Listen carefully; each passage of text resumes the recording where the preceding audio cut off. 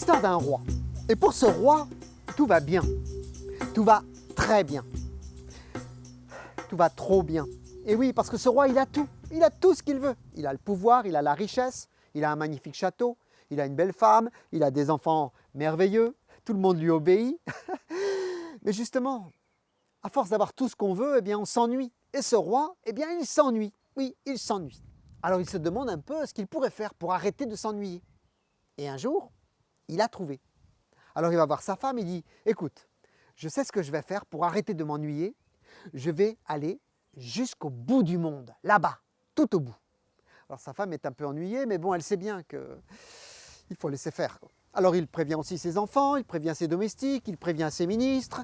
Et le lendemain, il est prêt à partir au bout du monde. Il a son armure, son épée, il est sur son cheval. Mais évidemment, comme c'est le roi, il ne part pas tout seul. Il part avec une centaine de soldats. Et les soldats, eux, ne sont pas très rassurés. Au bout du monde. Mais bon, c'est le roi, ils obéissent. Alors le roi fait en voir à tout le monde et il crie « Allons-y !» Et les voilà qui chevauchent des déserts, des montagnes, des forêts, des rivières. Et encore des déserts, et encore des montagnes, et encore des forêts, et encore des rizières. Et au bout de plusieurs mois, au bout de plusieurs années, ils arrivent enfin au bout du monde. Et là, quand ils arrivent au bout du monde, le roi fait « Halte !» Et il descend de cheval. Tous les soldats descendent de cheval et regardent un petit peu autour d'eux, pas très rassurés. Et le roi, il aperçoit une grotte toute noire à l'intérieur. « Oh, regardez cette grotte! Nous allons l'explorer, dit-il. Allons-y !» Ah, quoi, la grotte là? Mais les soldats, eux, sont pas très rassurés. Mais bon, c'est le roi, alors ils le suivent. Alors le roi, il entre dans la grotte, il avance. Oh, il fait tout noir, c'est froid. Il avance, il continue à avancer, les soldats sont derrière, ah, pas vraiment rassurés. Et ils avancent, et ils avancent. Et au bout d'un moment, on ne voit même plus l'entrée de la grotte, c'est tout noir. Alors il continue à avancer, et au bout d'un moment, le roi sous ses pieds sent que ça tangue, ça bouge. Alors il dit « Halte !» Il se penche et il touche le sol, et là, il voit que c'est un lit de pierre qui est sous ses pieds. Alors il prend une pierre, oh, elle est froide, elle est coupante. Oh.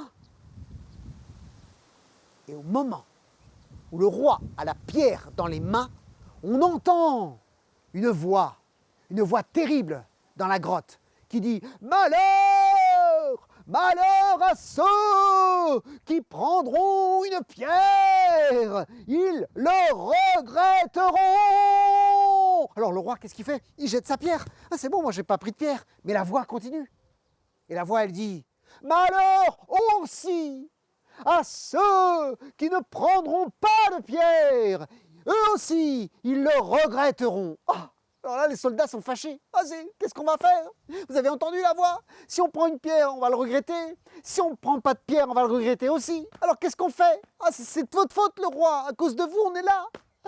Alors le roi dit, bon, pas de panique, pas de panique. Voilà ce que nous allons faire. Ceux qui veulent prendre une pierre, eh bien, prenez une pierre. Ceux qui ne veulent pas prendre de pierre, vous ne prenez pas de pierre. Et après, vite, on fait demi-tour et on sort de cette grotte maudite. Alors là, les soldats sont très hésitants. Qu'est-ce qu'on fait? Est-ce qu'on prend une pierre? Est-ce qu'on ne prend pas de pierre? Le roi, lui, comme c'est lui qui est un petit peu... c'est à cause de lui qu'on en est là. Alors bon, lui, il prend une pierre. Les plus jeunes des soldats, les plus courageux, les plus téméraires, prennent une pierre aussi. Et puis, les plus âgés, les plus sages, les plus réfléchis, eux, décident de ne pas prendre de pierre. Et c'est drôle parce qu'il y a à peu près la moitié des soldats qui a pris une pierre et l'autre moitié qui n'en a pas pris. Quand tout le monde a pris sa décision, le roi leur dit « Allez, vite, demi-tour !» Et ils marchent en sens inverse vers la sortie de la grotte. Et ils marchent, et bientôt, ils aperçoivent l'entrée de la grotte. La sortie là-bas, le jour. Alors ils vont de plus en plus vite. Et le roi arrive à la sortie et il sort de la grotte. Et le premier soldat sort de la grotte, le deuxième, le troisième. Et quand le dernier soldat sort de la grotte, juste au moment où il sort de la grotte, la grotte se referme. Oh, waouh, on a eu chaud. Mais là, oh, ceux qui à la lumière du jour, voient leurs pierres, ceux qui avaient pris une pierre, n'en reviennent pas. Oh, mais toi aussi, et toi aussi.